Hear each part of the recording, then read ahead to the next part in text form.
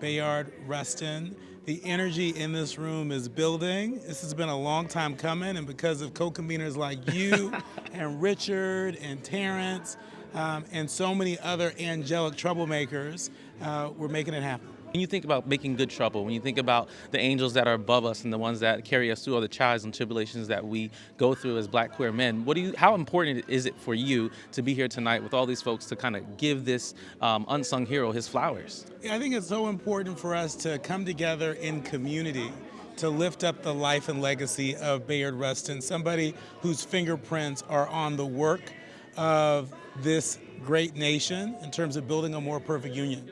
You know, the 1963 March on Washington left an indelible mark in our community, on our parents' generation, and our generations. It was Coretta Scott King that said, "It is the business of every generation to roll up our sleeves and win the civil and human rights for another generation." And so I'm so glad that so many folks responded to our invitation to come out here, to be inspired, to be in community. Because after this, make no mistake about it, we're gonna be rolling up our sleeves because 2024 is gonna be a major year for our community. And I'm not just talking about the presidential election. And we got to get to work. Absolutely. Well, it's good to be here with you tonight. I'm glad we get to experience this together again, because you've seen the film. I have seen the film. I saw it at the Black Queer Creative Summit in Los Angeles, but I'm looking forward to seeing it again. And I'm looking forward to so many of our brothers here in Washington, D.C., where so much of the magic happened, being able to share this experience together. Co-conspirators, angelic troublemakers, Richard A. Fowler, Terrence Woodbury, Christopher Huntley, and Damon Jones.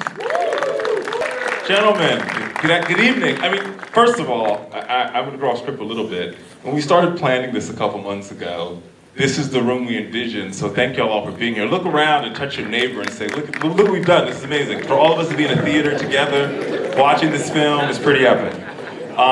In the spirit of Brother Rustin, I want to acknowledge a couple of individuals this evening. First, I want to acknowledge a living legend. I don't think he's arrived yet, but I want to make sure that when we see him at the bar later, hopefully we'll see him, is Ernest Hopkins. He's one of the founders, he's the only living founder left of Black Pride that started in 1991 right here in Washington, D.C. And as a result of his work, there are now almost 60 prides all across the United States, and beyond that, there are Black prides all across the world.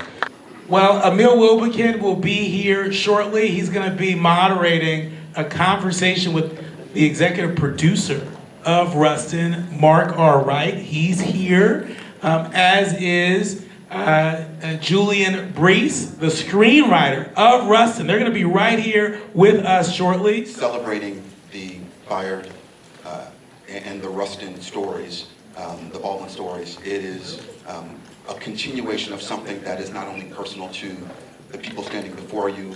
We know it's personal to many of you in the room. It's also personal to me and what I do on my day job. I happen to lead an organization at Procter & Gamble that is responsible for ensuring that there are more Black creators telling our own stories. Many of you know us as people who put products in your medicine cabinets and underneath your sinks. We're also the world's largest advertiser, which means that we are speaking to 5 billion people every day. And we know that the images that we see, the stories that we tell and the storytellers behind them really matter. We also know that if you look at all of the films and the movies and the music that we see on TV, only about 6% of those producers and directors are Black. Even a smaller percentage of those are Black people who are comfortable being who they are, but loving who they love loudly. And part of what we want to do behind this is to make sure that we are free to be and free to love on our own terms and tell those stories. Premieres tonight at midnight on Netflix. Listen, My name is Terrence Woodbury. I'm one of the co-conveners here, and I have been blown away by this movie. I've been blown away by the life and the legacy of Brother Bayard Rustin. And one thing that this movie has continued to remind me of is that all we need to make the progress that we seek to continue the legacy of these giants, all we need is each other. How's everybody doing? Did you all enjoy the film? It's just really beautiful to be here in fellowship with you all. You know, it's wonderful to be able to stream on Netflix or go to the movies and see a film like this, but it's even more powerful to see it in our own community, right? To see it with each other. So really grateful to be here with you. Before we start the conversation, a couple of housekeeping moments, and just want to give gratitude to all of our sponsors and supporters and Procter & Gamble for continuing to support the work of Native Son, and now our collaboration and partnership with the Bayard Baldwin Institute. And just really grateful to be here in DC with you all. I hear a lot of chatter about how Native Son doesn't come to DC, so I'm here for y'all, with y'all, yes, all the things. Made it. Just want to open up by talking a little bit about Bayard Rustin, and his legacy. And I think this quote really speaks to this moment that we're in right now. If we desire a society in which men are brothers, then we must act towards one another with brotherhood. If we can build such a society, then we would have achieved the ultimate goal of human freedom. So I think that quote really, really resonates for what's happening this evening, and for us all gathering today.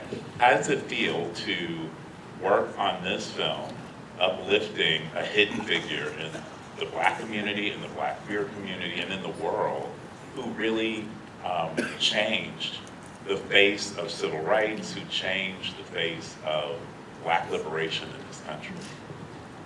I mean, it feels incredible. It feels a little surreal. A colleague asked me that question recently, and I was trying to put into words, kind of what it felt like. I think it's like threefold almost. Number one, we don't get a ton of Black queer representation on screen.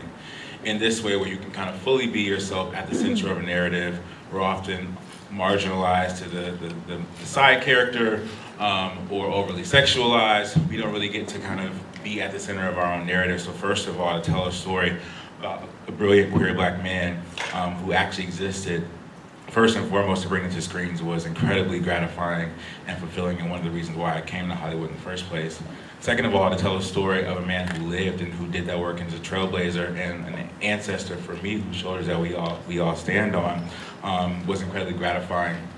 To be able to, in essence, contribute to a love letter to a person who history has almost forgotten, and who is just now, thanks to social media and the internet, starting to come back into the collective conscious of people, to make them aware of the work that he did and the import that he played in history.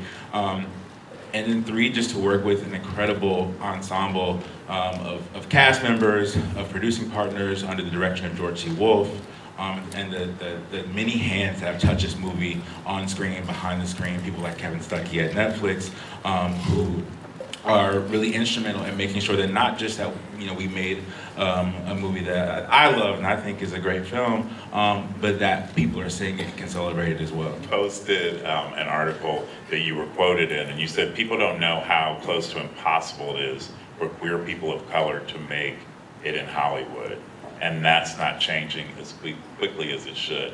Make the analogy between the work that Bayard Rustin was doing in civil rights and politics and policy, and the challenges that we still face in all industries, but especially in Hollywood, where representation is so important.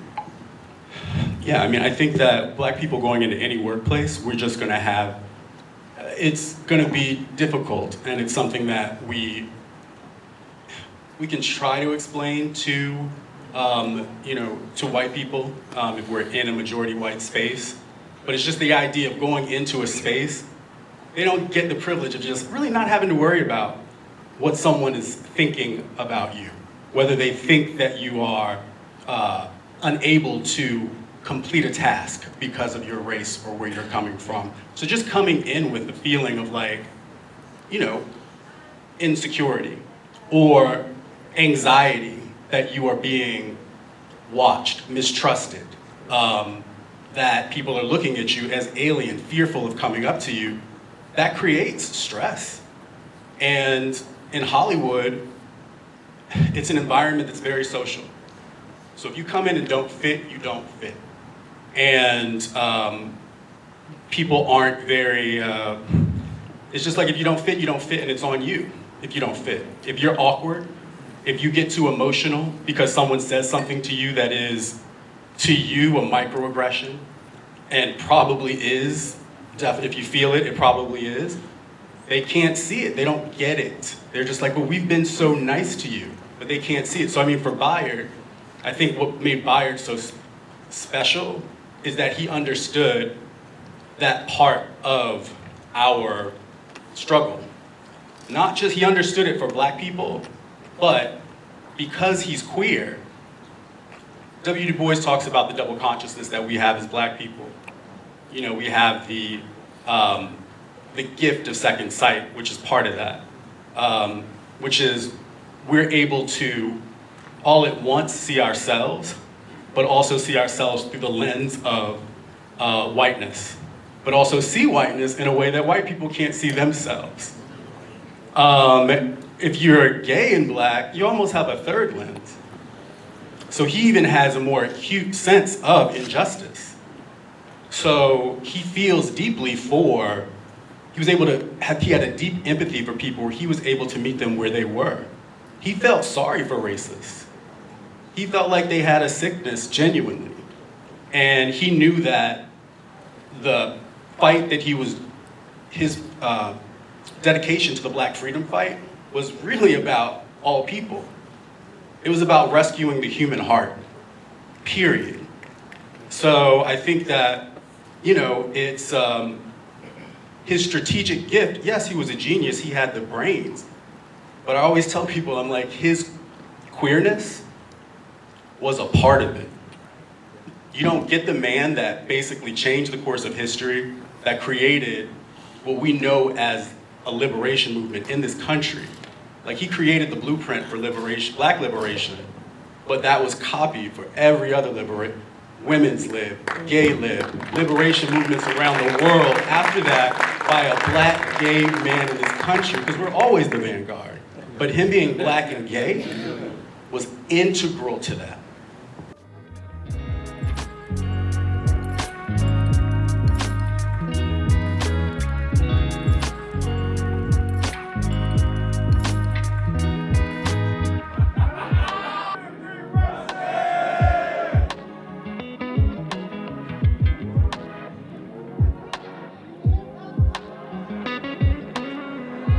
Thank you everyone for joining us here tonight.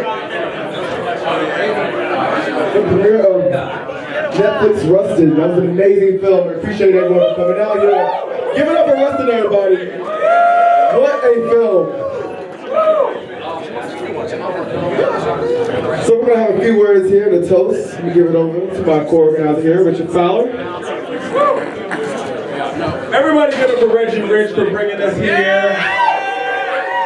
I gotta give it up to a fellow Jamaican, you know, we out here. But no, honestly, there is a scene, the final scene of the movie, where Rustin is the big eight, the civil rights leaders come to him, and they ask him, you know, we're going to the White House, and then they said, we're not inviting you, and he proceeds to pick up trash.